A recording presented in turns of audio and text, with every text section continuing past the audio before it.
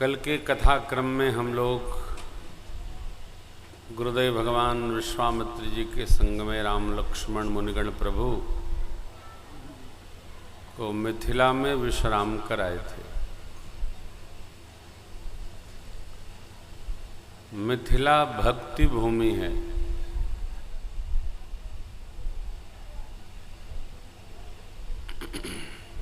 मिथिला अर्थात जनकपुरी। भगवान जब श्रीधाम अयोध्या जी में आए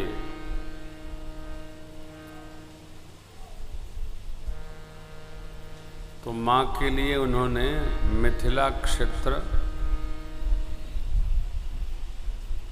में प्रकट होने का निर्णय बनाया। लीला जब सरकार को करनी होती है तो अपने सहयोगी और परिकरों स्वजनों सबको संभाल कर भगवान पहले से ही पूर्व पीठिका रचते हैं।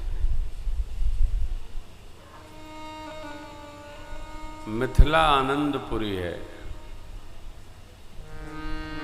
शक्तिपुरी है।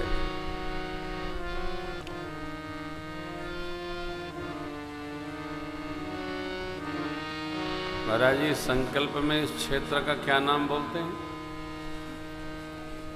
है? पुष्कर विशाल क्षेत्र हो। हम लोगों ने द्वादशी का जब वो ब्राह्मण भोजन निकाला तो मेवाड़ क्षेत्र बोला था, पता नहीं था पुष्कर विशाल क्षेत्र। तो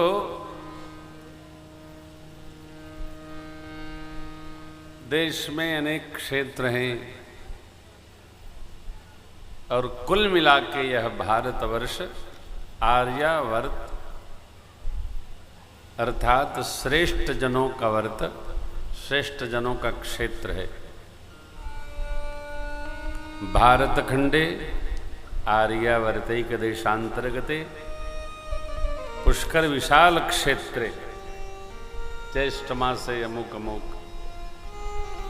उसी प्रकार मिथिला क्षेत्र, तिरहुत धाम, जनकपुरी अनेक नाम हैं।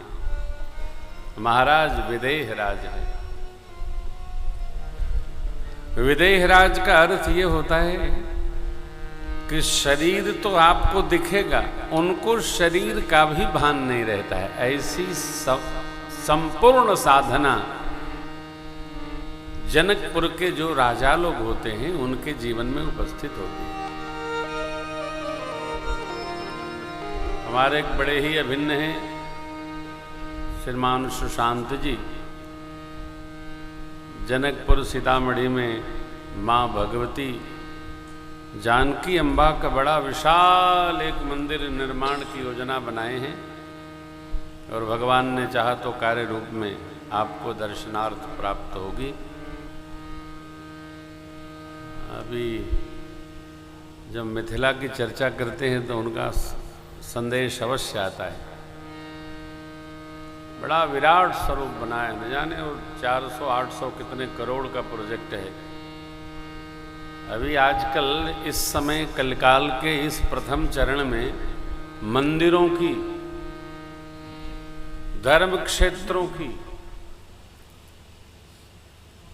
तीर्थों की, साधु संत महापुरुषों की महिमा बढ़ गई है और उनका श्रृंगार भी बढ़ गया है।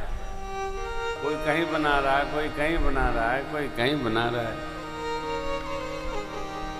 अभी भीलवाड़ा गए थे कल, तो कोई पूछ रहा था महाराज जी अयोध्या जी का क्या स्वरूप होगा? जो राम जी चाहेंगे वो होगा। आपको आश्चर्य नहीं होना चाहिए, अयोध्या जी की जो सड़कें बना रहे हैं हमारे श्रीमान मुख्यमंत्री महोदय आदरणीय योगी जी,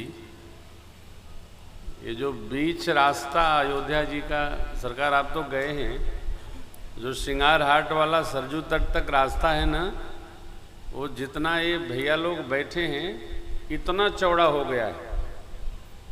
सब काट काट के सरकार ने ऐसा अलंकरण कर दिया, लेकिन कोई विरोध नहीं करता है। क्या है? देखिए, विकास होगा तो त्याग भी करना पड़ेगा। जिसका उत्थान होगा उसको स्थान से दूर जाना होगा। जिसका विकास होगा उसमें अवरोधक नहीं बनना, उसको अवरोध समाप्त करने की यात्रा में संयुक्त होना चाहिए। ऐसे ही जितने तीर्थ हैं, धरती का सबसे जो पवित्र और सुंदर दिव्य साधकों को सिद्धि प्रदान करने वाला क्षेत्र है नैमिषारण्य, जहां 88,000 ऋषि गणों ने बैठकर श्री सूत जी महाराज से पुराण की कथा श्रवण की। उस दिव्य नैमिषारण्य के विकास हेतु श्रीमान मुख्यमंत्री महोदय हमारे आदरणीय योगी जी ने 400 करोड़ रुपया दिया है। आप जाएंगे तो लखनऊ से वहां जाने में 30 मिनट ही लगेगा, और यहां जहां आप बैठे हैं ये सब विकास ही तो है। श्री हनुमान जी महाराज जब यहां स्वरूप में विराज जाएंगे तो ये स्थल भी एक दिन 10-12 साल के अंदर तीर्थ स्वरूप हो जाएगा। लोग आएंगे, आनंद मनाएंगे। हाँ, देखिए, जहां हम भगत लोग पहुंचेंगे वहीं तो तीर्थ होगा। जो जाने मात्र से तार देता है उस स्थान का नाम है तीर्थ। तारेत इति तीर्थ, जो तार दे। श्री हनुमान जी महाराज का दर्शन करेंगे।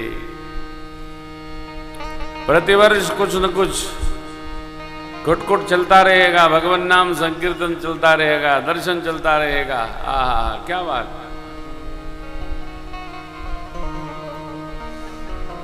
हम सरकार सांवरिया सरकार के दर्शन करने प्रातःकाल पहुंचे तो वहां से आने का मन नहीं कर रहा था। अभी तो बोलना था ना, तो वहीं बाटी जमती।